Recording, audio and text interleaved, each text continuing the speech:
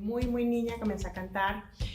Fui criada en un hogar cristiano, así que esto me permitió desarrollar también una cultura musical dentro de este contexto.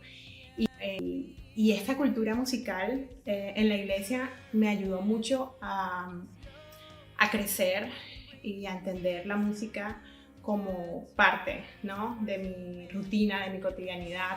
Por ejemplo, el tema de, para poder cantar, uno tenía que ensayar, ¿no? Entonces los ensayos periódicos, así que el contacto semanal, mínimo semanal, con la música. También pues cantar en público, ¿no? Desde niña, esto es parte esencial de mi niñez. Obviamente, otro componente importantísimo para que la música sea parte de mí fue mi hermano.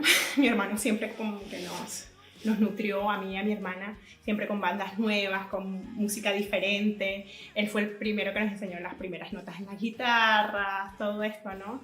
Así que así fue como nació la música en mí, básicamente.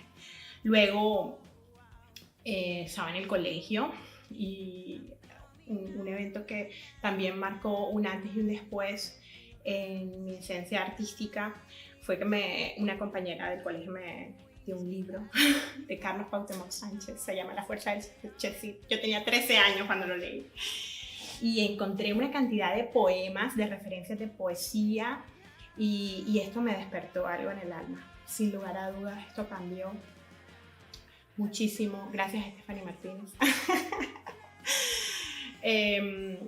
Comencé a escribir poesía a los 13 años por este libro. Encontré la poesía y la poesía me encontró también. Después, oficialmente, en el 2019 comencé a grabar mis primeros sencillos y bueno, ahí comencé a grabar ya un poquito más oficialmente mis canciones. Me atreví por primera vez a publicar y a compartir mis canciones. Y bueno, allí comencé con la experiencia de cómo subir canciones en Spotify, cómo comenzar a grabar. Luego en el 2020 pude publicar el primer poemario titulado Algunos poemas, y básicamente fueron los poemas de mi infancia y adolescencia, como de la parte más romántica, del dolor del amor y de utopizar las relaciones sentimentales. Y bueno, fue mi approach, fue mi acercamiento, mi forma de entender el amor en ese momento, y me pareció pertinente publicarlo.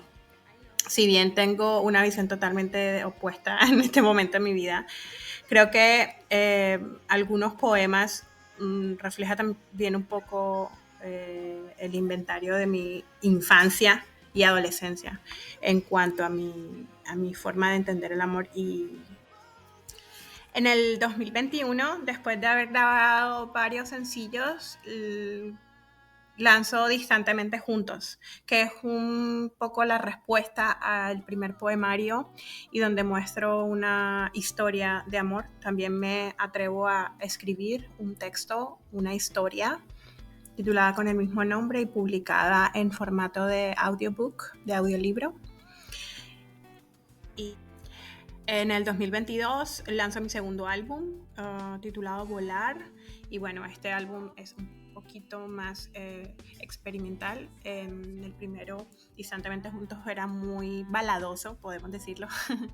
El género que prevaleció era balada, si bien hice algunas mezclas, unas fusiones con bolero y otros géneros, pues en el segundo, en Volar, ya se ve más presencia del rock y bueno, de otros géneros un poco más movidos. En el 2023, el segundo poemario, Inventario se llama, y bueno, es muy introspectivo. Es como me ayudó un poco a hacer catarsis, ¿no? A explorar, a identificar a conocer y a reconocer un poco lo que tenía en ese momento en mi vida. Y bueno, aún ese ejercicio me sirve a hacerlo periódicamente, a hacer un inventario, ¿no? Y bueno, trato de temas como la voluntad, la salida de los recuerdos, algún que otro poema de mi maternidad. Y ese básicamente inventario. Esa fue mi obra del 2023. Y bueno, finalmente el 2024 fue el año de migración. El año de migración y es mi último álbum en el que comparto mi experiencia de, bueno, más de 18 años de migrante, ¿no? Desde de haber salido por primera vez de mi país, de donde comparto en canciones toda esta experiencia de los cambios vitales y qué significa estar como migrante.